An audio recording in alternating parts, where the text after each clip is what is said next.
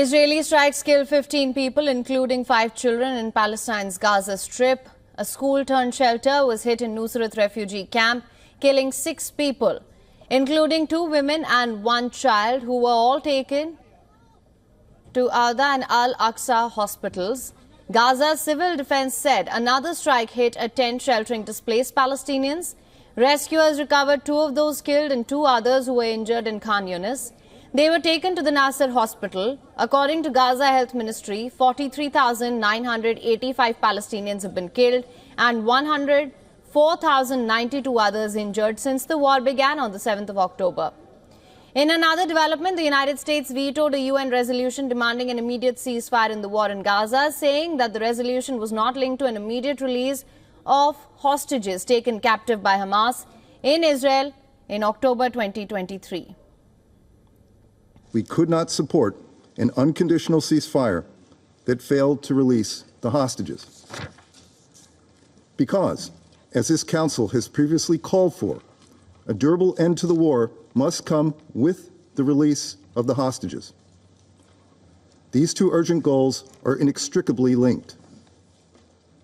This resolution abandoned that necessity. The Palestinian envoy to the United Nations strongly criticized the U.S. decision, saying that there was no justification for Washington's veto. There's no justification whatsoever for vetoing a resolution trying to stop atrocities. No justification for that. Furthermore, fire blazed as Israeli forces conducted a military operation in the village of Kafr in the north of the occupied West Bank. According to the Palestinian Red Crescent, at least 1 person was killed by Israeli gunfire during the military operation. In northern Israel, the area surrounding kindergartens remained closed off on Wednesday after a rocket fired from Lebanon struck near the building. Israeli police said a Hezbollah rocket fell outside the empty kindergarten in northern city, causing damage but no injuries. The Israeli military said 2 more soldiers, including a 71-year-old, were killed during a gun battle with Hezbollah operatives in southern Lebanon. 71-year-old reservist Zeev Erlich, who was also a prominent archaeologist, had crossed border to examine archaeological sites after the approval of Chief of Staff of the Golani Brigade. Another IDF reservist, 22-year-old Sergeant Major Aitan bin Ami from Jerusalem, fell in combat. He was a soldier in the IDF's Maglan's reservist unit in the Commando Brigade. A total of 52 Israeli soldiers have lost their lives in Lebanon since the start of the ground operations. Overall, 802 IDF soldiers have been killed since October 7, 2023, attacks on Israel, while 5,399 soldiers were wounded since the beginning of the war.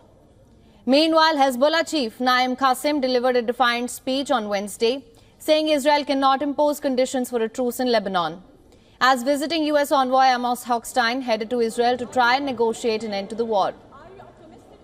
He also vowed that the response to recent deadly Israeli strikes on Beirut will be on central Tel Aviv, that's Israel's densely populated commercial hub.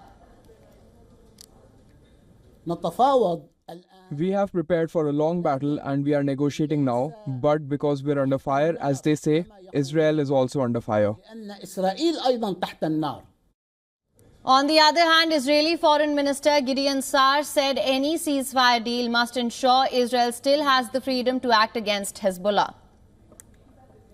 Unfortunately, Lebanon is a failed state, but we cannot pay the price in our security and the security of our citizens for their lack of sovereignty or concessions on the sovereignty, and therefore, in any agreement we will reach, we will need to keep the freedom of to act if there will be violations. For more on this, a correspondent Susan Tehrani has sent us this report from New York. Listen to this.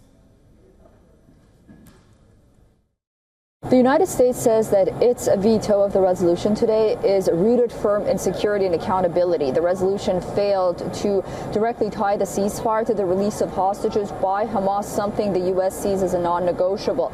Officials argued that the resolution also didn't go far enough in condemning Hamas as a terrorist organization, including targeting civilians and using them as human shields. The U.S. stressed that while humanitarian aid is essential, stronger measures need to be in place to ensure that the aid doesn't fall in Hamas's hands, a concern the resolution didn't adequately address. This veto ultimately underscores America's unwavering support for Israel and its commitment to ensuring that any ceasefire is not compromised and the terrorists aren't emboldened. Now, critics argue that this delays critical aid to Gaza. The U.S. maintains that an unbalanced resolution could worsen the situation in Gaza. Susan Tehrani reporting from New York for WION World this One.